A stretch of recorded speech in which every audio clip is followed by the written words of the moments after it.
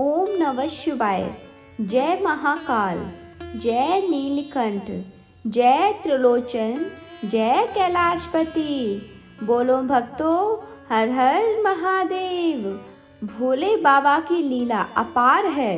वे घर के आंगन में भी परीक्षा लेते हैं और रसोई की चौखट पर भी न्याय करते हैं। आज की ये शिव चर्चा किसी जंगल या राजमहल की कथा नहीं है, बल्कि हर घर में घटने वाली सच्चाई है।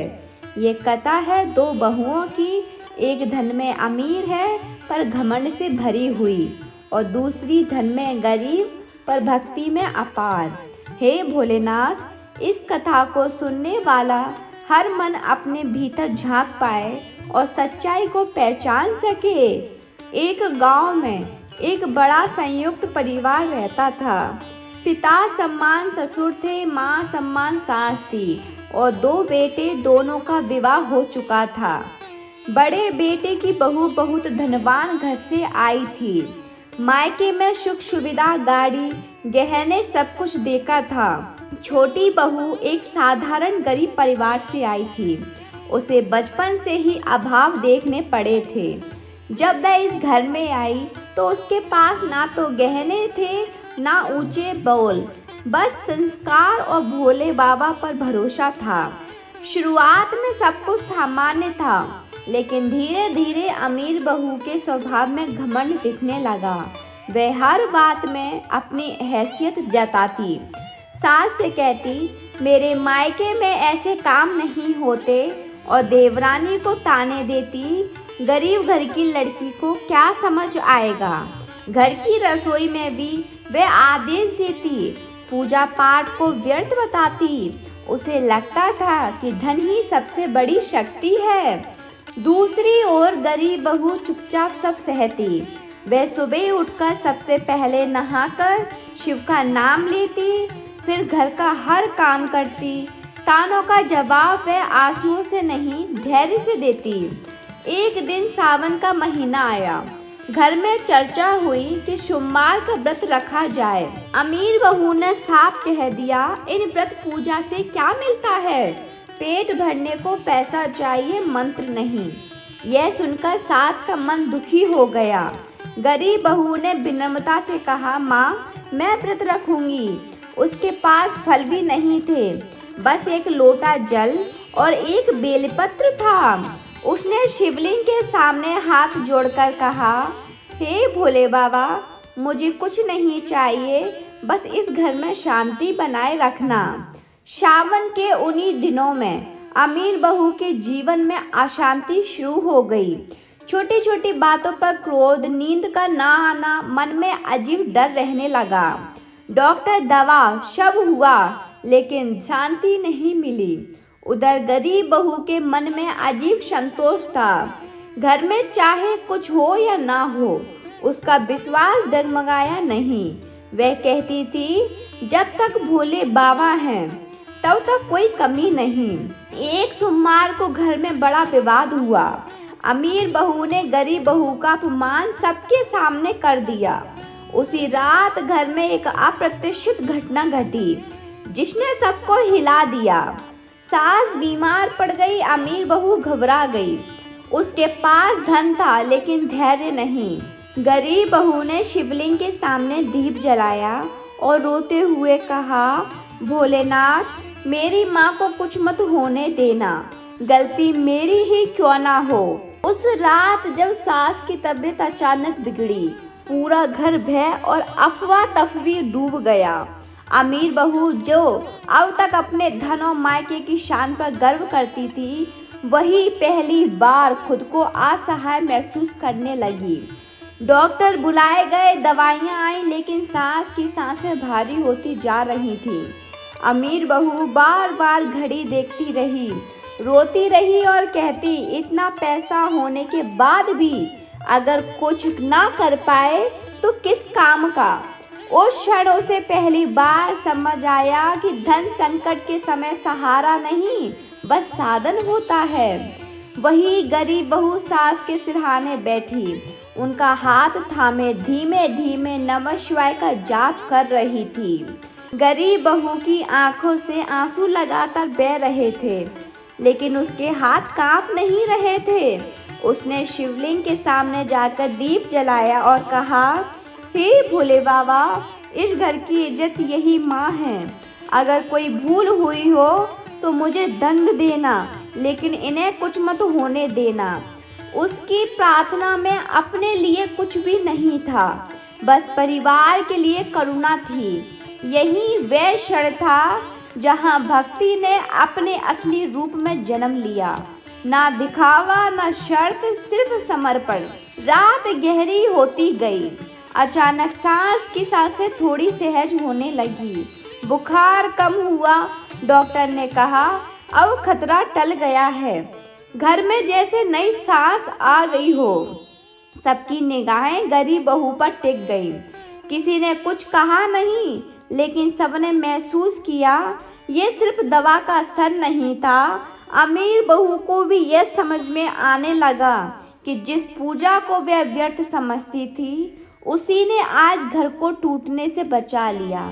अगली सुबह अमीर बहू के भीतर अजीब सा खालीपन था। सास की बीमारी ने उसके भीतर छिपे अहंकार को हिला दिया था। वह रसोई में गई, जहां गरीब बहू चुपचाप चाय बना रही थी। पहली बार अमीर बहू ने उससे ऊंचे स्वर में नहीं, बल्कि धीमी आवाज में कहा, कल रात अगर तुम ना होती तो उसके शब्द अधूरे रह गए। गरीब बहू ने कुछ नहीं कहा, बस सिर झुका लिया। वह जानती थी कि परिवर्तन धीरे धीरे आता है। कुछ दिनों बाद सावन का आखिरी सोमवार आया। इस बार अमीर बहू ने स्वयं कहा, मैं भी व्रत रखूंगी। सास की आंखों में आंसू आ गए। यह व्रत भूख का नहीं, अहंकार के त्याग का व्रत था। अमीर बहू शिवलिंग के सामने खड़ी हुई। उसके पास फल फूल थे। उसने पहली बार कहा, हे भोलेनाथ, मैंने घर को धन से तौला, भक्ति से नहीं। मुझे सही दृष्टि दे दीजिए। उसके आंसू दिखावे के नहीं थे, वे भीतर से निकले थे। उधर गरीब बहू अब भी वहीं थी, ना अधिक गर्व, ना अधिक बोल। उसने देखा कि घर का वातावरण बदलने लगा है। तानों की जगह सम्मान आ गया है, कटुता की जगह शांति। वह समझ गई कि भोलेनाथ ने उसकी नहीं, पूरे घर की सुन ली है। वह अक्सर कहा करती थी, जब घर में शिव बस जाते हैं तब दीवारों को भी सुकून मिल जाता है। लेकिन भोले बाबा केवल सुधार नहीं, पूर्ण परीक्षा भी लेते हैं। एक दिन अचानक अमीर बहू के मायके से समाचार आया कि वहाँ भारी आर्थिक संकट आ गया है।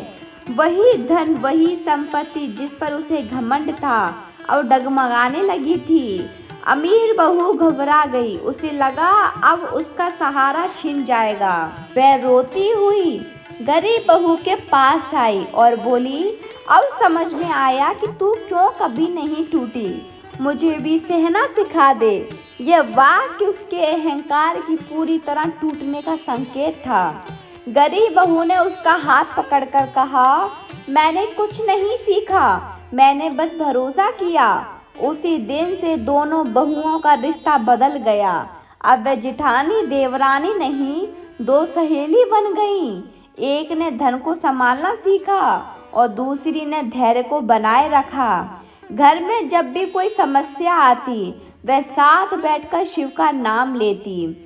मायके से आए संकट के समाचार ने अमीर बहू के भीतर की आखिरी दीवार भी गिरा दी। जिस धन और प्रतिष्ठा पर वह बरसों से गर्व करती आई थी, वही आज डगमगा रही थी। रात को वह सो न सकी। उसी बार बार वही वाक्य याद आ रहे थे, धन सहारा नहीं, साधन है। सुबह होते ही वह शिवलिंग के सामने जा बैठी, जहां अब तक गरीब बहू रोज जप करती थी। आज पहली बार उसके होठों से धीमी स्वर में निकला, नमः शिवाय। उस मंत्र में डर भी था और पश्चाताप भी, और एक नई उम्मीद भी थी। उसी दिन गांव में एक बड़ी बात फैल गई। किसी ने देखा कि जिस घर में पहले ताने और ऊंची आवाजें गूंजती थी, वहाँ अब शांति है। लोग कहने लगे इस घर में कुछ बदल गया है, लेकिन भोलेनाथ बदलाव को शब्दों से नहीं, धैर्य के समय में परखते हैं। कुछ ही दिनों बाद घर पर एक और आघात आया। ससुर जी का काम अचानक रुक गया, आमदनी बंद हो गई। घर के खर्चों की जिम्मेदारी दोनों बहुओं पर आ गई। यह वही क्षण था जहां अमीर बहू की परीक्षा पूरी तरह शुरू हुई। पहले वह हर खर्च गिनती थी, हर कमी पर परेशान हो जाती थी, लेकिन अब वह चुपचाप गरीब बहू के साथ बैठकर हिसाब करती और कहती, जितना है उसी में चलाएंगे। यह उसके भीतर आए परिवर्तन का प्रमाण था।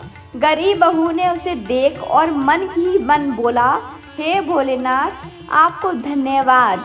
वह जानती थी कि यह परिवर्तन किसी उपदेश से नहीं, अनुभव से आया है। उसने अमीर बहू से कहा, जब साथ चलेंगे तो बोझ हल्का लगेगा। उस वाक्य में वह नापा था, मुकाबला नहीं।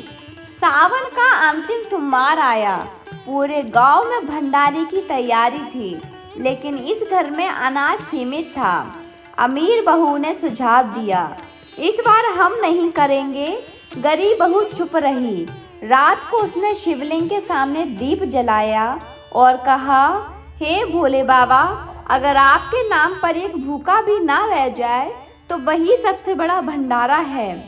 सुबह होते ही पड़ोस से अनाज आ गया। किसी ने बिना नाम बताए दे दिया। घर में आटा, दाल, चावल सब आ गए। यह देखकर अमीर बहू की आंखों से आंसू बह निकले। उसने कहा, यह संयोग नहीं हो सकता। भंडारे के दिन अमीर बहू ने खुद रोटी बेली, गरीबों को परोसी और किसी से ऊपर ऊंचे स्वर में नहीं बोली। लोग हैरान थे।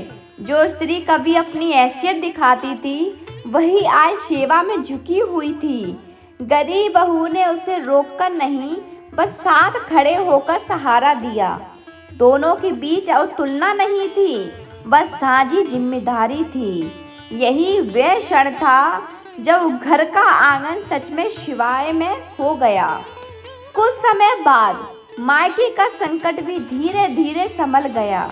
अमीर बहू को फिर से सुविधा मिली, लेकिन अब उसके स्वभाव में वह पुराना घमंड नहीं लौटा। उसने अपने गहने निकालकर सास के हाथों में रखे और कहा, माँ, जरूरत पड़े तो पहले घर, फिर मैं। सास की आंखों से आंसू निकल आए। उन्होंने कहा, आज मेरी बहू नहीं, बेटी बोल रही है। उस वाक्य में वर्षों का दर्द पिघल गया। गरीब बहू वहीं रही, सादा, शांत और भरोसे से भरी।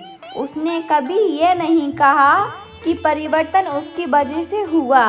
वह बस इतना कहती, जब हम झुकते हैं तब भोलेनाथ संभालते हैं। गांव के लोग अब इस घर का उदाहरण देते, जहां भक्ति है वहां कलह नहीं टिकती। और अमीर बहू ने स्वयं स्वीकार किया, मैं धन से अमीर थी, पर भक्ति ने मुझे इंसान बनाया। कथा की यह सीख बहुत सीधी है। घर में शिव को बसाने के लिए बड़े अनुष्ठान नहीं, बड़ा दिल चाहिए। जहाँ अहंकार उतरता है, वहीं शांति उतरती है। और जहाँ भक्ति सच्ची होती है, वहाँ भोलेनाथ देर नहीं करते। बोलो हर हर महादेव।